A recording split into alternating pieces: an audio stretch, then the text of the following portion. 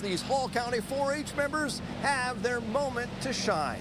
But first, we'll learn about challenges in the pork industry and Western bean cutworm. We go in depth about scouting fields and how the University of Nebraska has become the authority on the issue. On location at the Hall County Fair, it's time to grow.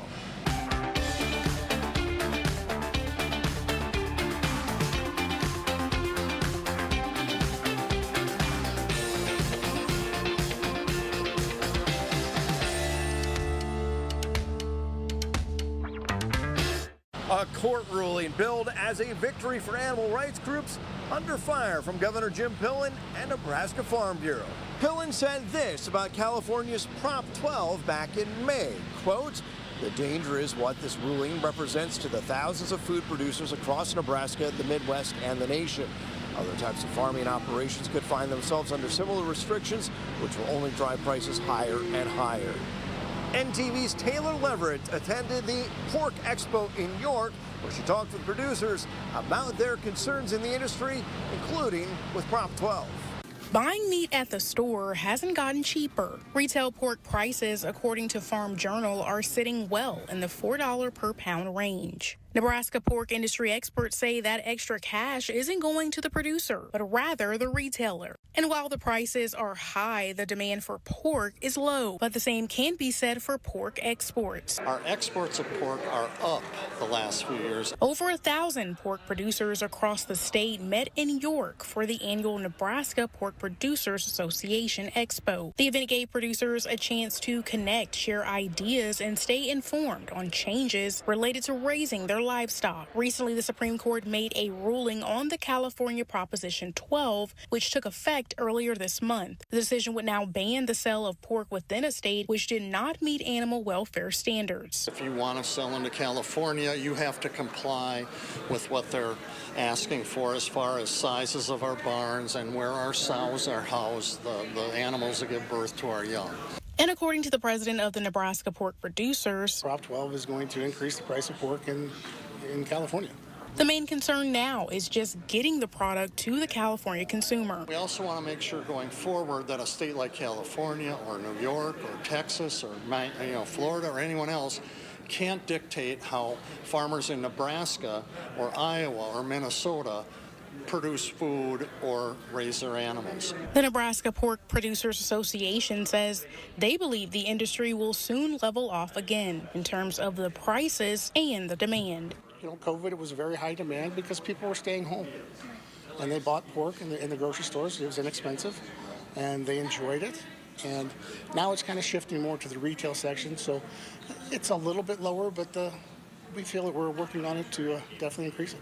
Russia's government says the grain deal with Ukraine has been canceled. The deal allowed Ukraine to export grain from its ports and navigate safe passage through the Black Sea.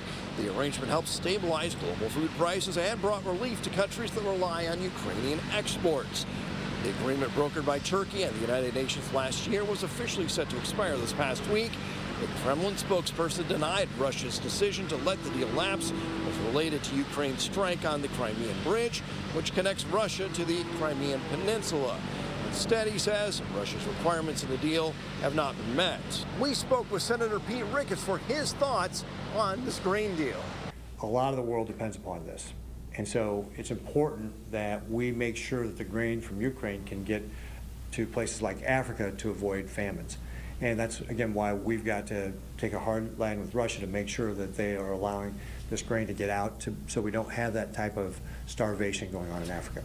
A Nebraska lawmaker wants to add more specifics to a bill aimed at developing agricultural technologies. Congressman Mike Flood says he's introduced a bill that would add precision agriculture technology, impacts of drought, and voluntary efforts to store carbon in a carbon pool. Flood says, quote, "The Sustainable Agriculture Research Act takes the next step so we can ensure America continues to lead the world in ag research and innovation, so we properly steward our land and resources to pass this great tradition on to the next generation of egg producers," end quotes. Also in Lincoln County, a problem pest discovered for the first time.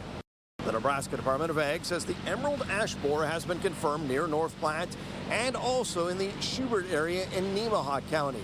The beetle attacks and kills ash trees, was first discovered in Nebraska in 2016 and has since been confirmed in 12 counties. Experts say you can help stop the spread by treating healthy ash trees within 15 miles of an infestation with insecticide. The whole county fair underway just across these grounds. Just wrapped up the State 4-H Horse Expo. NTV's Kane Pittman has our story. I'm here at Fowler Park, and horses are truly a gala. Some of Nebraska's best young horse riders have given it their all this week, competing. They have had to become one with their horses, teaching them to stop, gallop, and trot, among other things.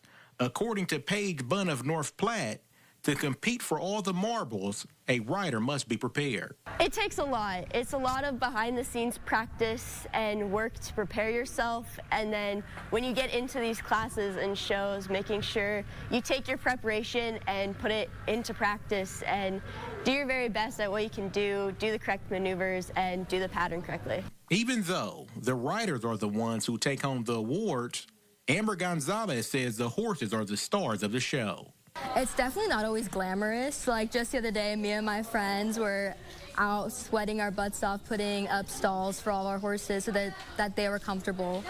And that's the other thing too. Our horses always come before ourselves, so they get fed first.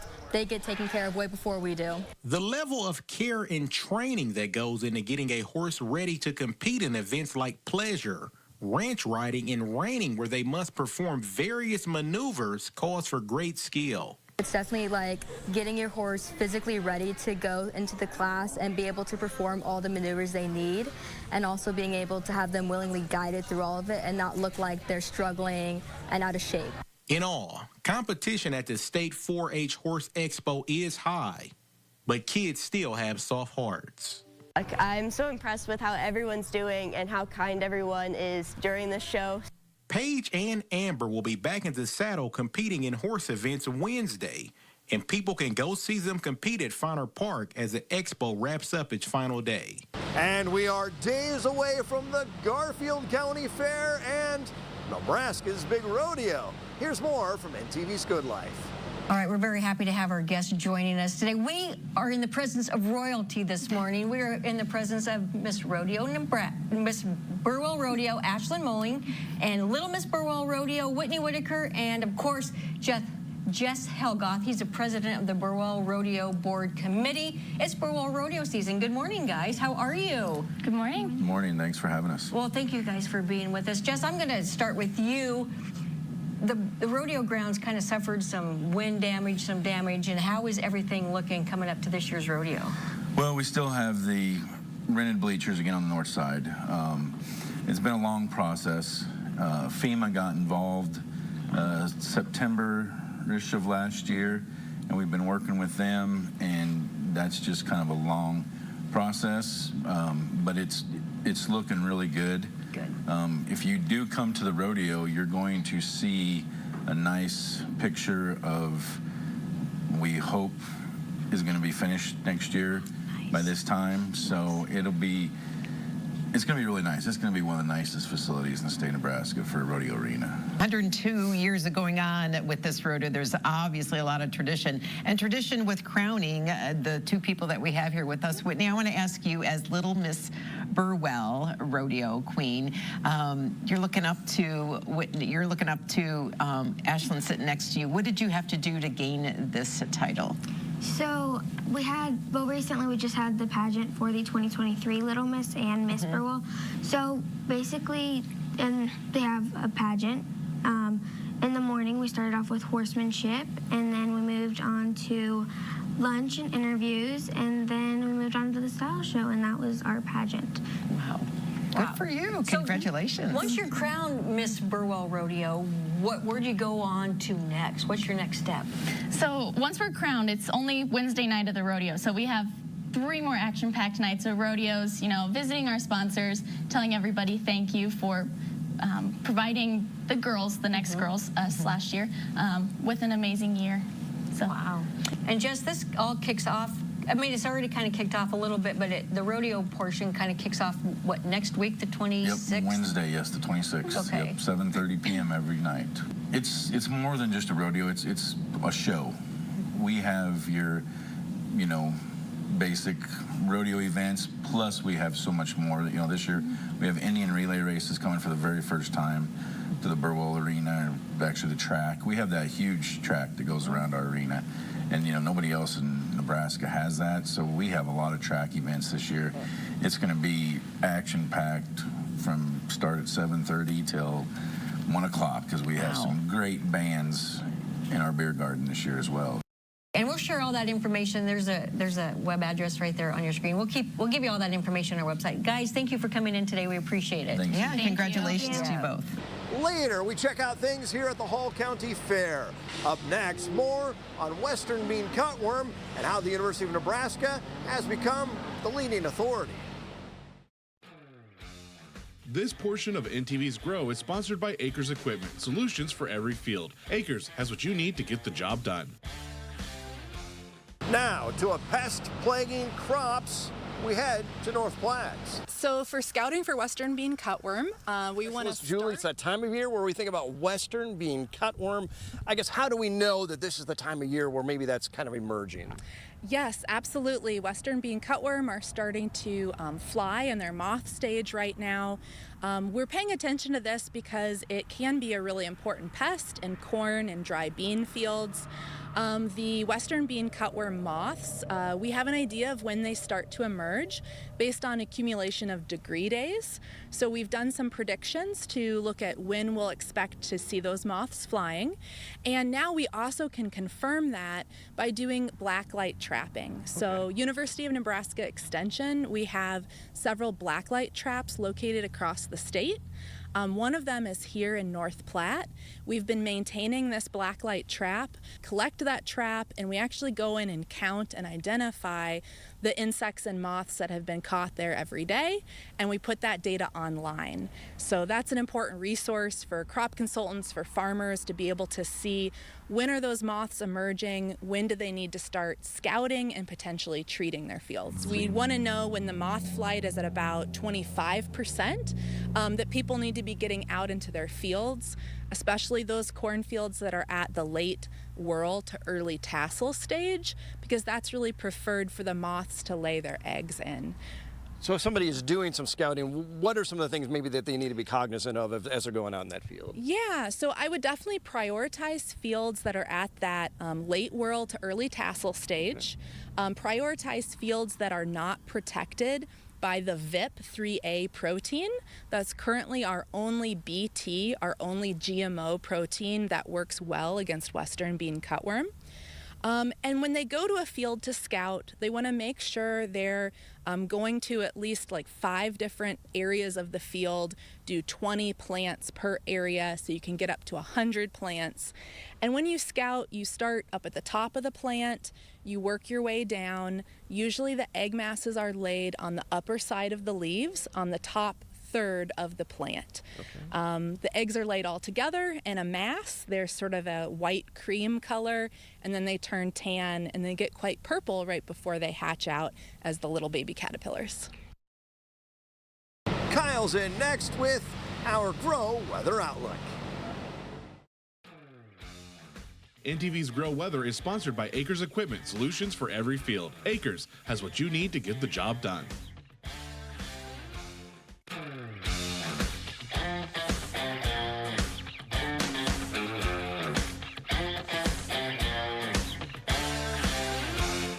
Well, the latest drought monitor that was released earlier this week on Thursday, still showing lots of dry conditions across the Central Plains. Let's get a look here at the latest numbers in Kansas. No drought, right around 3.5%. Abnormally dry, about 96.5%. Moderate drought, right around 80.5%. Severe drought, 54.5%. Extreme drought, right around 31.75%. And the exceptional category, right around 4.75%. So lots of slight improvements in those last 4 categories or so, right around 1 to 1.5%. So some slight improvements were made, but still a long way to go in Kansas, that is. And a similar story here in Nebraska, where no drought, right around 22.5%, mainly for parts farther west, so parts of the Panhandle, and far southwest Nebraska. Some no drought taking place there. Otherwise, they have normally dry 77.5%, moderate drought 68%, severe drought rates still at 48%. 20% extreme drought, as well as 2.5% exceptional drought. Now, there were a couple of encouraging numbers there, those last two categories, extreme and exceptional, right around a 2.5% increase in those categories. So some good news there, some encouraging news, but unfortunately some dry weather in the forecast this week. So we'll see if any improvements are made compared to next week's. The temperature outlook for August showing below average temperatures for much of central and eastern Nebraska, which after this week, we may need that. The cooler temperatures in the forecast. Otherwise, hotter temperatures expected for parts of far southwestern Kansas for the month of August. Heading on to precipitation now, above average precipitation expected for eastern Nebraska, as well as central and eastern Kansas, and maybe some even more above average precipitation expected for far eastern Kansas. The drier weather stays off to our west for the month of August. So some encouraging news there, especially in those drought-stricken areas. But for the next 3 months, August, September, and October, temperatures still on the cooler side, expected, at least right now, for parts of eastern Nebraska, far northeastern Kansas there as well. Hotter temperatures expected for southwest Nebraska, southwest Kansas, that is. Otherwise, pretty equal chances for seeing those average temperatures really that time of year. And for the 3-month precipitation outlook, this is some encouraging news here. Parts of eastern Nebraska expecting above average precipitation, as well as parts of eastern Kansas. So maybe get some improvement over the next 3 months on that drought monitor. Otherwise, the grow week ahead, boy, is it going to be a hot one. 96 on Monday, staying in the 90s all week long. And unfortunately, those precipitation chances do look to be few and far between for us. 98 Tuesday, Wednesday, and Friday, 97 on Thursday. Lots of sunshine. The Grow Almanac for this week, normally we see highs right around 88 and a low of right around 66. This week, well, we are surpassing that by a wide margin. 97 the average high, and the average low this coming week, right around 70 we will see. And your Grow proverb for the week, as the days begin to shorten, the heat begins to scorch them. And as we can see, those days are starting to shorten after the summer solstice. And yes, we will see plenty of heat this next week. That is a look at your Grow Report. Be sure to tune in next week when it will be time to grow.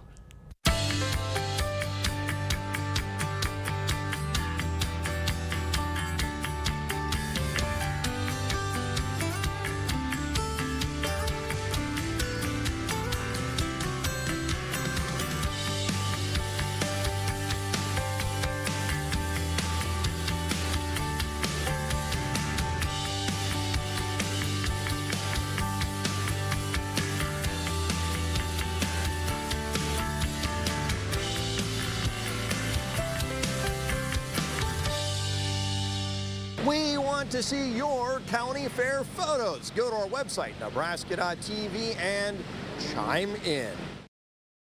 Ag Youth of the Month is sponsored by Landmark Implement. Experience the Landmark difference with locations across Nebraska and northern Kansas. The State Fair has announced another concert as Three Dog Night will be performing, and this year's fair also making the grounds more inclusive for children. What that means is making activities available to all children, regardless of disability or background. On September 1st, throughout the day, they'll be offering sensory-friendly environment for people with differing abilities in the morning until 2. And then from 1 until 3, the carnival will operate with dimmed lights and lower sounds.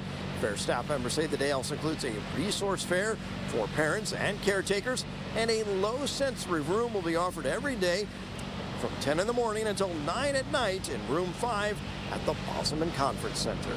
Here at the Hull County Fair, one of the top exhibitors isn't showing cattle, but making bacon.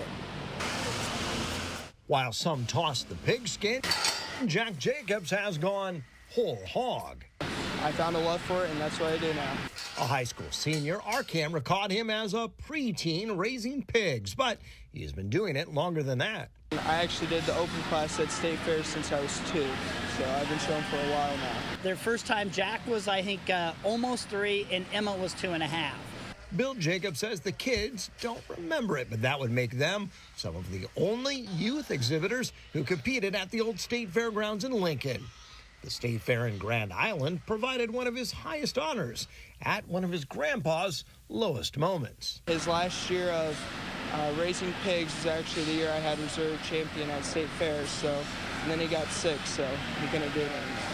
Frank Jacobs has recovered from cancer and continues to be one of Jack's biggest supporters. It was really my grandpa and my dad that got me into showing pigs.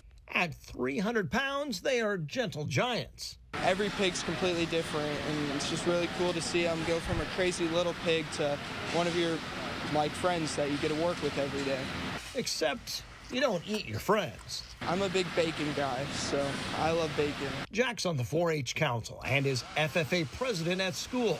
He's had opportunities to travel to D.C. and across Nebraska. And it teaches them to be good adults. A sentiment for swine shared through the generations. A lot of that passion goes back to Grandpa. And I love pigs. That's what I hope to do someday.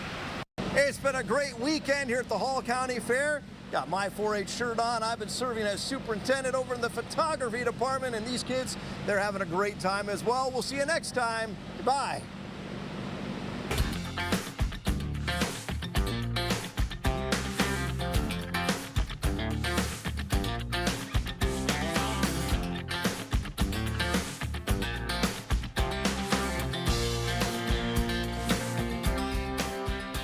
NTV's Grow is brought to you by Aurora Cooperative. Tougher together, Aurora and you.